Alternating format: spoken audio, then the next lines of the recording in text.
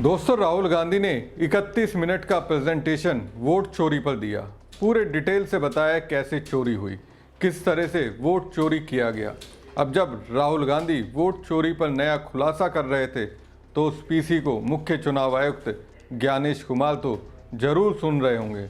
उन्होंने पहले से ही जो स्क्रिप्ट उन्हें मिली थी उसे पढ़ दिया। राहुल ने 32 मिनट की प्रेस कॉन्फ्रेंस की और ज्ञानेश कुमार सिर्फ 5 पॉइंट के जरिए ये बताने लगे कि वोट चोरी तो हुई नहीं। नमस्कार दोस्तों, मैं हूं परवीन सानी। दोस्तों, मुख्य चुनाव आयुक्त ज्ञानेश कुमार ने नेता प्रतिपक्ष राहुल गांधी के खुलासे पर जो जवाब दिया उसे सुनकर आप हैरान हो जाएंगे। हैरानी इस बात की होगी कि सिलसिलेवार तरीके से राहुल गांधी ने जो प्रूफ दिया उसे ज्ञानेश कुमार चंद लाइनों में समेट कैसे सकते हैं। इसका मतलब तो ये हुआ उन्हें डर ही नहीं लग रहा, बेखौफ दिख रहे हैं। शायद ज्ञानेश कुमार को लगता होगा साहब का सिर पर जब तक हाथ है उनका कुछ नहीं हो सकता। लेकिन बीजेपी ने राहुल गांधी की प्रेस कॉन्फ्रेंस पे जो बात कही उससे तो ऐसा लगता है बीजेपी भी मानकर चल रही है वोट चोरी तो हुआ है।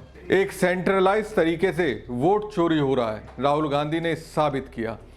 ऐसे ऐसे सबूत दिए जिसे देखकर इस बात से कोई इनकार नहीं कर सकता कि वोट चोरी नहीं हुई। राहुल ने कर्नाटक के आलंद विधानसभा क्षेत्र का उदाहरण दिया, जहां 2023 के चुनाव में किसी ने 6018 वोट डिलीट किए और जिन नामों को डिलीट किया गया वो मैनुअली नहीं बल्कि सॉफ्टवेयर के जरिए किए गए। इसे साबित करने के लिए राहुल गांधी ने जिंदा आदमी को सबके सामने ला दिया, जिन्होंने बताया उनके फ़ोन से 14 मिनट में 12 वोट डिलीट हो गए।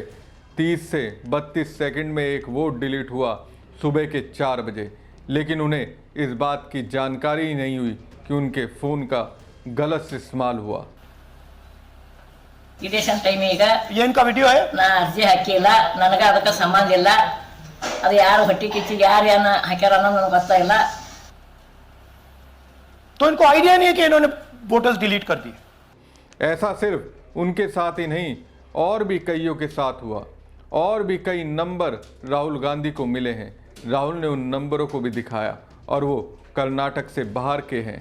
अलग अलग राज्यों में रहने वाले लोगों के फ़ोन नंबर हैं, उनके फ़ोन नंबरों का इस्तेमाल हुआ है और वोट डिलीट हो गए। ये सारे के सारे जो नंबर्स हैं ये कर्नाटक के नंबर्स नहीं है, ये अलग अलग स्टेट्स के नंबर्स हैं। और इन नंबर्स को आप फोन करके देखिए,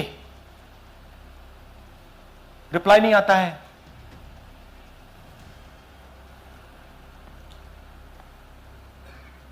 तो सवाल यह है कि किसके नंबर्स हैं, ये किसने ऑपरेट किए, जब इन्होंने ऑपरेट किए ये कहां थे, आईपी एड्रेस क्या था, ओटीपी कैसे जनरेट हुआ, कहां गया, यह सवाल है। दोस्तों, राहुल गांधी ने इस बार चुनाव आयोग के साथ साथ मुख्य चुनाव आयुक्त ज्ञानेश कुमार का नाम लेकर सवाल किया।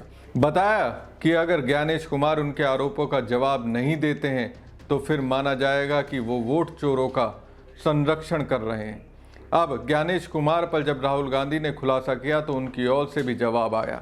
चुनाव आयोग का जवाब है कि राहुल गांधी की ओर से लगाया गया आरोप निराधार और आधारहीन है। किसी भी वोटर को ऑनलाइन डिलीट नहीं किया जा सकता। चुनाव आयोग की ओर से स्पष्ट किया गया कि वोट काटने से पहले पक्ष रखने का मौका मिलता है। आयोग ने कहा कि इस मामले का हमने संज्ञान लिया था और इस मामले में इलेक्शन कमीशन ने खुद एफआईआर कराई थी, तो सिरे से राहुल गांधी के आरोपों को खारिज कर दिया गया। चलिए ठीक है, राहुल गांधी गलत बोल रहे हैं, तो फिर कर्नाटक सीआईडी जो इस मामले की जांच कर रही है उसकी जांच में चुनाव आयोग और मुख्य चुनाव आयुक्त सहयोग क्यों नहीं दे रहा है।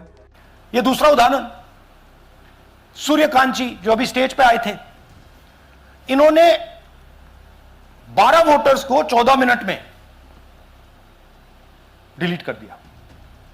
आप फॉर्म भरने की कोशिश कीजिए, डिलीशन फॉर्म भरने की कोशिश कीजिए, देखिए। और जब हमने इनसे पूछा कि भैया आपने ये कैसे किया, वो कहते मैंने तो नहीं किया, मैं तो जानता ही नहीं हूं।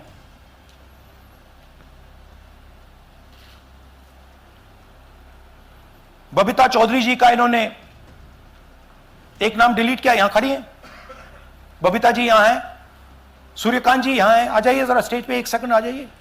ये दोनों खड़े हैं यहां पे, सूर्यकांत जी, बबीता जी। इनको मालूम ही नहीं कि इन्होंने डिलीट किया। Thank you. दोस्तों, फरवरी 2023 से कर्नाटक सीआईडी इस मामले की जांच कर रही है और 2023 से लेकर अब तक कर्नाटक सीआईडी ने 18 बार चुनाव आयोग से जानकारी मांगी, लेकिन ईसीआई ने नहीं दी। ऐसा क्यों किया जा रहा है? क्यों चुनाव आयोग आंख मिचोली खेल रहा है? और इन सभी लेटरों में 3 डिमांड की गई।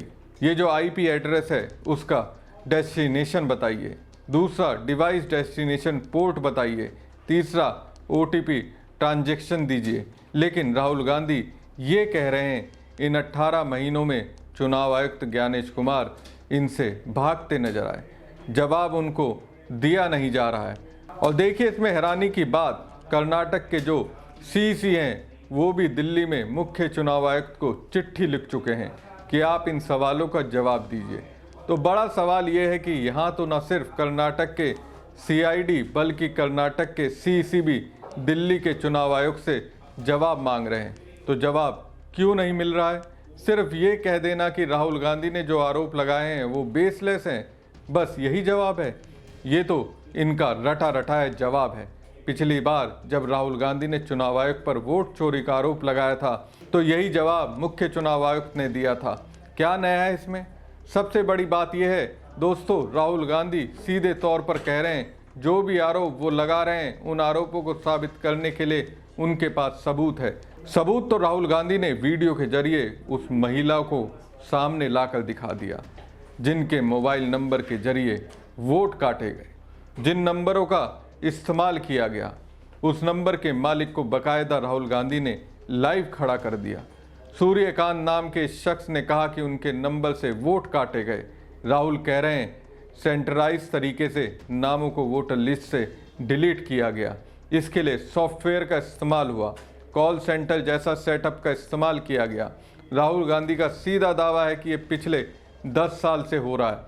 अब चोरी पकड़ी गई है, इसलिए इन लोगों के पास जवाब नहीं है। अब देखिए राहुल गांधी ऐसा कह रहे हैं, बीजेपी सांसद अनुराग ठाकुर ने भी एक तरह से ये स्वीकार कर लिया, वोट चोरी तो हो रही है। अनुराग ठाकुर ने कहा राहुल गांधी ने हाइड्रोजन बम नहीं बल्कि फूलझड़ी छोड़ी है।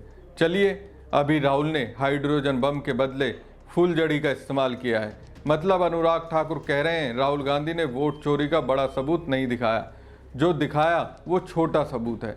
इसका मतलब अनुराग ठाकुर मानकर चल रहे हैं वोट चोरी हुई है और कहीं ना कहीं बीजेपी राहत महसूस कर रही होगी। लेकिन राहुल गांधी ने भी बता दिया हाइड्रोजन बम तो फेंकेंगे जरूर। दोस्तों सोचिए, बीजेपी मान रही है वोट चोरी तो हुआ है, लेकिन चुनाव आयोग राहुल गांधी के आरोप को बेसलेस करार दे रहा है। आप क्या सोचते हैं? अपनी राय जरूर दीजिएगा और साथ ही पेज को लाइक और सब्सक्राइब जरूर कीजिएगा। धन्यवाद।